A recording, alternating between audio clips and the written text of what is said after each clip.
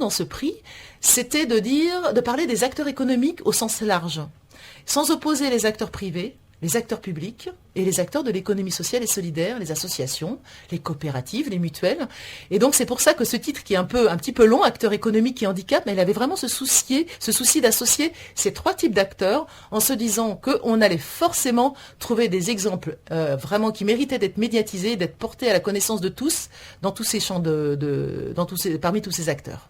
Donc quelque part, c'est un vivier de bonnes pratiques. Absolument. On peut s'en inspirer. On peut s'en inspirer et c'est même ça que l'on revendique, puisque le prix, ce n'est pas une subvention financière qui est décernée aux lauréats, mais c'est une visibilité. On apporte de la visibilité, c'est-à-dire qu'on va faire des reportages vidéo dans leur structure, vraiment dans la situation dans laquelle l'initiative est menée, c'est-à-dire qu'on est vraiment sur du réel, c'est-à-dire on est avec les parties prenantes et ces vidéos vont être après données aux lauréats.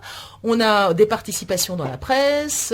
Et ça tombe très bien, Florence Saurin, parce que vous dites ce prix, ça récompense les bonnes pratiques, de bonnes expériences novatrices même dans le champ économique.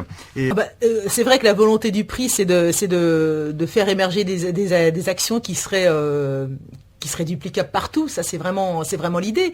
En plus, on a des actions qui sont ventilées autour de 9 thématiques. Et par exemple, il y a la thématique citoyenneté. Donc effectivement, on a vraiment envie que les exemples qui sont lauréats, que les actions qui sont lauréates soient le porte-drapeau d'initiatives qui peuvent être dupliquées partout en France. Hein. Alors, ce que je vous propose, c'est on va écouter Laurent de Cherizet. Alors, c'est intéressant parce que c'est grâce à vous qu'on a pu l'interviewer. Il est fondateur de la Fédération Simon de Sirène. Ça crée des maisons partagées où vivent des personnes handicapées et des jeunes qui font leur service civique. Donc ça, c'est important. Laurent de Cherizet parle d'une question de société fondamentale. Pour lui, clairement, on fait du sens. Je vous propose de l'écouter. Laurent de Cherizet. Simon de Sirène, en fait, c'est une innovation sociale. Une innovation sociale, ça intervient quand il y a des nouvelles problématiques de société. Et celle à laquelle on a été confronté en tant que famille, c'est le fait que depuis les années 80, se sont implantés les SAMU qui nous permettent, c'est une formidable évolution de la société, qui gardent en vie chaque année 40 000 Français, 40 000 d'entre nous, qui basculons parce qu'on a un accident de voiture, un accident de sport, un accident vasculaire cérébral très grave, et que avant les SAMU on décédait, et là en fait on va être amené à l'hôpital avec les bons accompagnements, les bons gestes d'urgence, mais on se réveille après plusieurs mois de coma, et là dans une situation assez dramatique, parce qu'on est dans une société qui grosso modo nous dit une mode d'emploi pour que notre vie soit réussie, c'est qu'il faut être efficace et rentable, et quand on a plusieurs mois de coma, on se réveille, on a des lésions cérébrales dans le cerveau, on a des handicaps physiques, plus des handicaps psychiques, plus des handicaps cognitifs. Et là se pose la question dramatique du sens de la vie, voyez-vous. Est-ce que les personnes fragiles, leur vie continue d'avoir du sens? Est-ce qu'il y a une place dans la société ou non?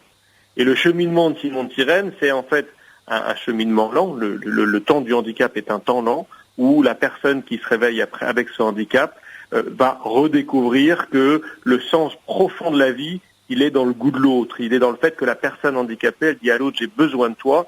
Et ce faisant, elle déclenche quelque chose qui ressemble à de la fraternité, qui ressemble à de l'amitié, et qui permet, si on garde les personnes handicapées au cœur de la ville, de recréer quelque chose qui fait du bien, qui donne un vrai goût du vivre ensemble, quelque chose qui n'est pas incantatoire, mais quelque chose qui profondément fait sens. Vous, concrètement, vous en parliez, en centre-ville, des lieux de vie avec des personnes handicapées, des personnes valides, ils vivent ensemble.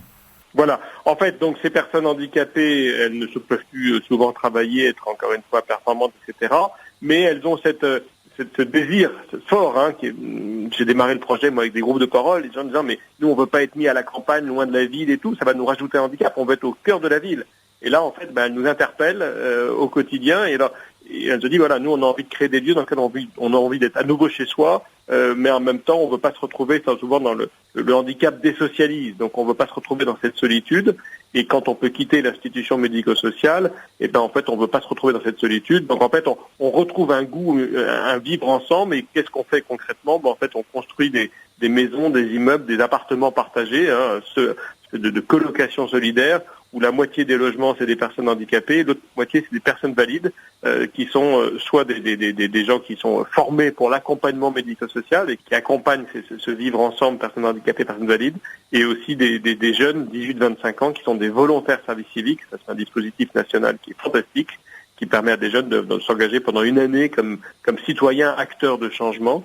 Et donc Simon de Sirène, on recrute chaque année des volontaires service civique qui viennent vivre un an dans nos maisons et qui partagent ce quotidien et avec une promesse extraordinaire, c'est de dire mais notre société, elle est forte de la place qu'elle donne aux plus fragiles, et cette place des plus fragiles, en fait, ça nous permet de dépasser nos propres peurs. On a souvent peur de la différence, peur de l'autre, on construit des murs, on se dit l'autre différent est dangereux, et ben là en fait la personne fragile, elle me fait découvrir que je suis capable de cette différence, et que cette différence, en fait, elle est plutôt, elle peut m'ouvrir à quelque chose qui ressemble à du jaillissement de vie. Vous voyez, il y a vraiment un espèce de mode d'emploi de la fraternité. Parce qu'en fait, on a tous un peu eu d'abord un désir de performance, quand on arrive à se construire par sa formation, ses études, sa vie sociale, sa vie affective, sa vie économique. C'est super motivant. Mais on sait tous qu'il y a des moments de la vie qui ne sont pas ça. Voilà.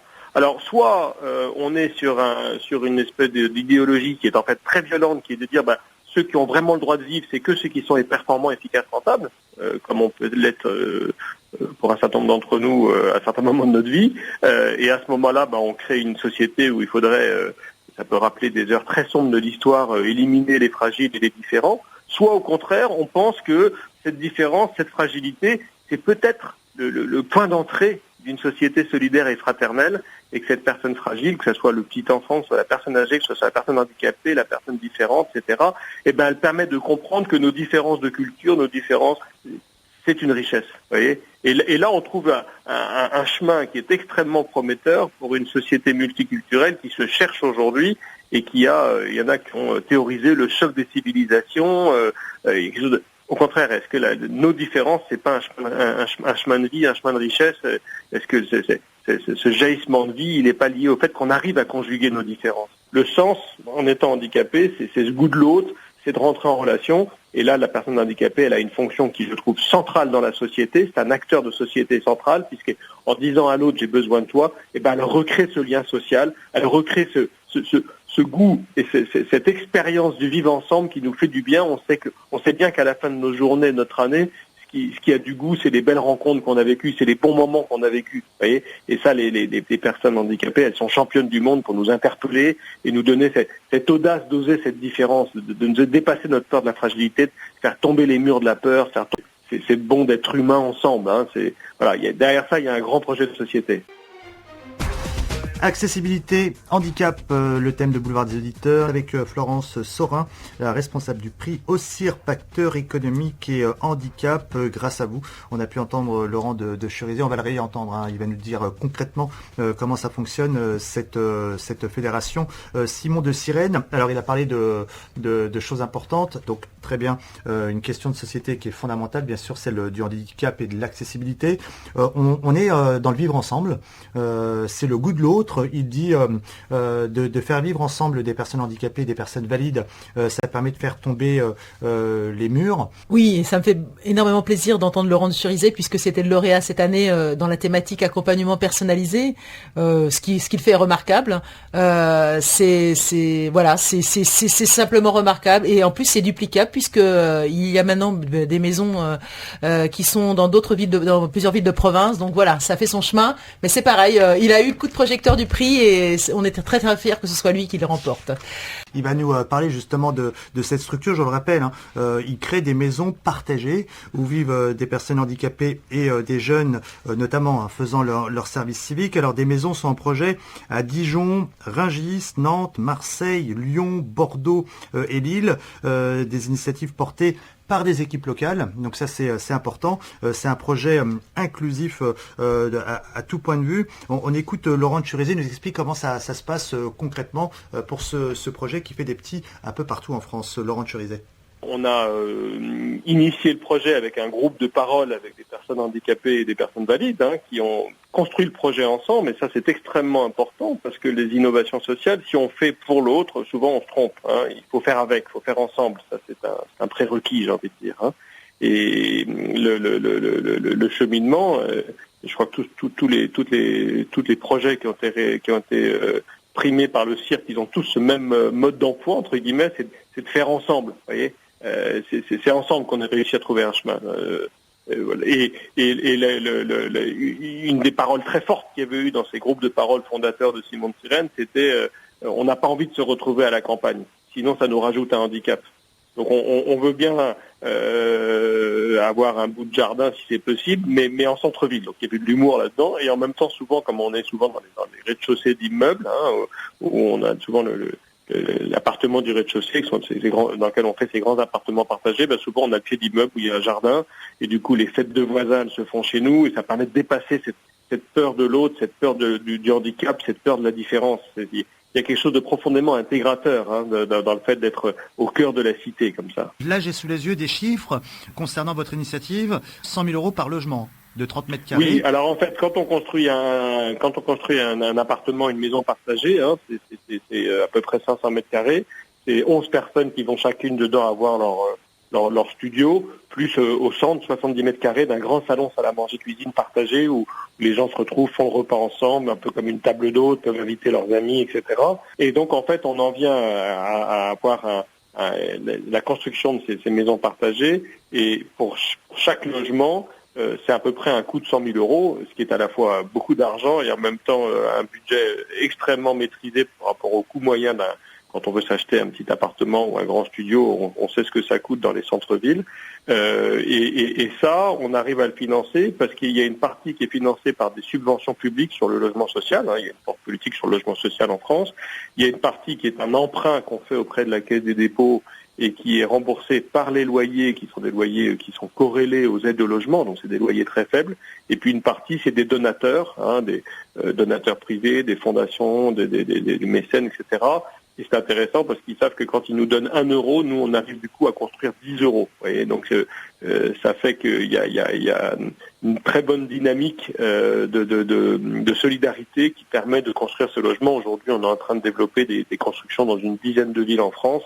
On est sur un programme de à peu près 600 logements, et pour que cette innovation qu'on a construite avant en banlieue parisienne, on puisse la démultiplier sur une dizaine de régions. Alors, vous avez parlé de loyers qui sont très bas, c'est-à-dire ? En fait, le loyer est corrélé. Ce sont personnes qui sont en situation de handicap qui habitent chez nous ne peuvent plus travailler. Donc en fait, elles ne vivent qu'avec les aides sociales. C'est un défi de ne vivre qu'avec les aides sociales quand on est en plus très handicapé.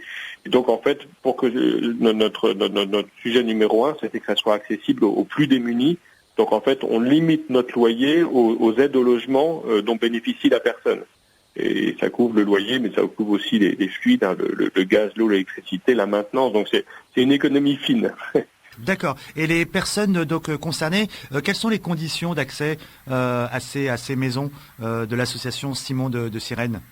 Alors, pour les personnes handicapées, ce sont des personnes qui peuvent quitter l'hôpital, n'ont plus besoin d'un ce qu'on appelle un plateau technique. Donc, c'est des gens qui peuvent être très handicapés, mais qui peuvent retourner vivre à domicile à condition d'avoir le bon accompagnement médico-social en termes d'aide humaine. Donc ça, nous, on accompagne, on a des équipes de professionnels, de salariés qui font cet accompagnement-là.